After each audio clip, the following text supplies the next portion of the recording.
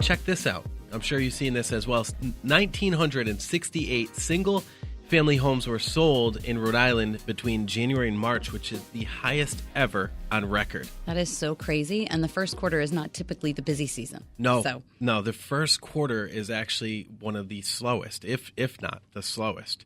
And then going into spring, usually we get really busy, and people are always asking, should I wait until, late May or June to list the house? If I was a homeowner that had to sell a house, I would want to be on the hottest market ever on record. And, prices are up. They're not where they were in 05, 06, and even 07, but they're really not that far. They're not. I mean, and those prices were somewhat overinflated back then. We are seeing a very strong market. A very strong market. And, because of the amount of inventory on the market, which is extremely low, what's happening is a lot of buyers are now getting discouraged. And I believe that you're going to see these buyers come back in 2018. Yeah. There's just not enough house for the demand. We need your houses. If you want to sell, the market is desperately low right now. And, if nothing else, if this radio show can reach out to some people that are ready to cash out on their equity and ready to, do something else with their money, if your money is all tied up in brick and mortar, I think that's crazy. Why not either, go on a nice vacation or, invest it somewhere else, or maybe the kids need money or whatever it may be. And another off topic I just want to throw in real quick, Melissa, is I work a lot with baby boomers, okay? A lot of people entering the age of retirement or preparing for retirement. And one of the suggestions I always make to them is stop, you sell a house and then you have a substantial amount of money and you go ahead and you dump all of that money into your new house. Mm-hmm. Well, that's kind of crazy. And the reason why is because money is so inexpensive right now to borrow. Absolutely. The rates are so low. They're not as low as they were a few years back, but they're still at historic lows. They're still so low. So you're probably losing money by just throwing it in that because they're like around where inflation is, right? Mm-hmm. So I mean, it makes more sense to go ahead and just borrow that money. You live on a fixed payment, okay, so you always know that's there, but then you have money in the bank, or you can invest it in other areas, so if you really need it on a rainy day, or you can enjoy life and travel. So there's so many different outside-of-the-box ways that may work for you, it may not work for you, but I think that's, a great thing to think about and stay open to. So let me get back into talking about the market over here. So, home sales increased 2% this time. In the first quarter this year over last year. Now, 2% might not seem like a lot, but it's a pretty big deal. And the fact of the matter is we are now 33 months straight of growth in the Rhode Island market. That's very optimistic news. 33 months straight, yeah. So, and you got to figure what comes up must come down. Now, I'm not, running around crying like Chicken Little, but I mean, think about this. The multifamily housing market is up 10% over last year. Wow. Last year at one point, I pulled the numbers, and it was 14% over the year before. So that's 24% in 2 years. In 2 years. That is a lot of money. That's $48,000 on 200,000. That is a really big number. That's a huge number. And the condo market up as well. I mean, condos are up. Sales were up 21%, Melissa.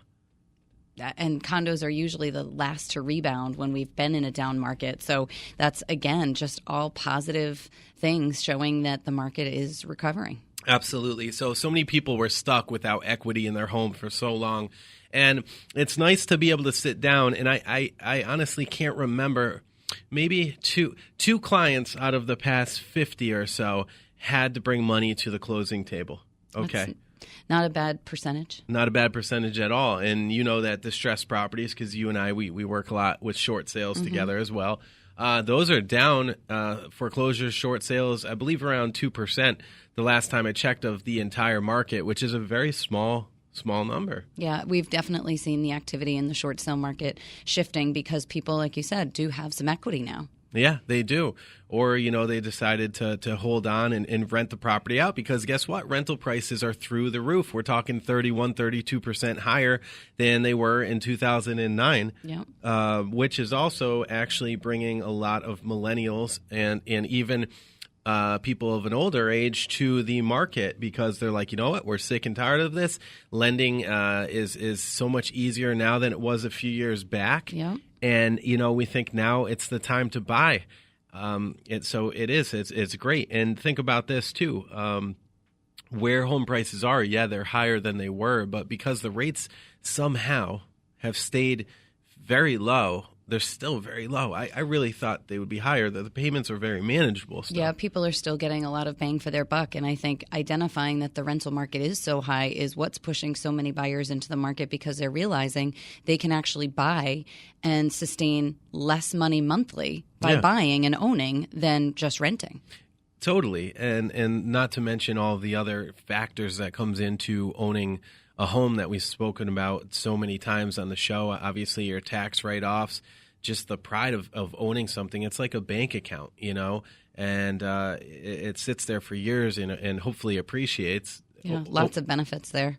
Over time, I mean, real estate, I think, is the safest and most, is in the best investment. Every wealthy person I know owns a ton of real estate, and there's a reason for it. There really is, especially in rare areas. I mean, God's not making any more land, but people are out in like Dubai and stuff, But certainly in Rhode Island, we have a fairly small footprint. So we do, but we still have, like 410 miles of coastline.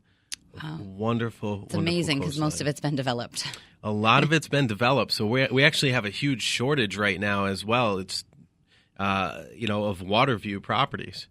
I have two that just came on the market, new construction in Potawatomi area.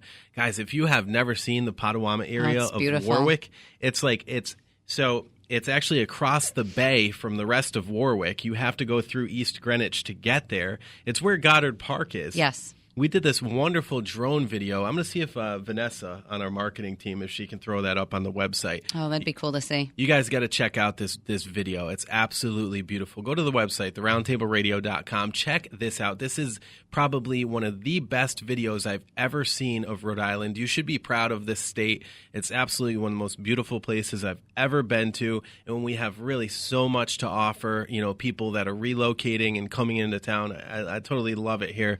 So I'm seeing a huge influx of relocation. Oh, a lot of our listeners from Massachusetts, they come on into Rhode Island as well. Not only our listeners, but a lot of people are relocating to Rhode Island, and people are like, why would they do that? Well, think about this. The prices 30-40% more for the same kind of house. Yeah, the taxes are higher, but guess what? You're still saving money on that monthly payment, and it's actually a shorter commute to jump on the train and take that in with our free parking. Yeah. Okay. You take that into Boston. And if you live 20 minutes outside of Boston, you're taking 45 minutes to an hour to get to work anyways in the morning.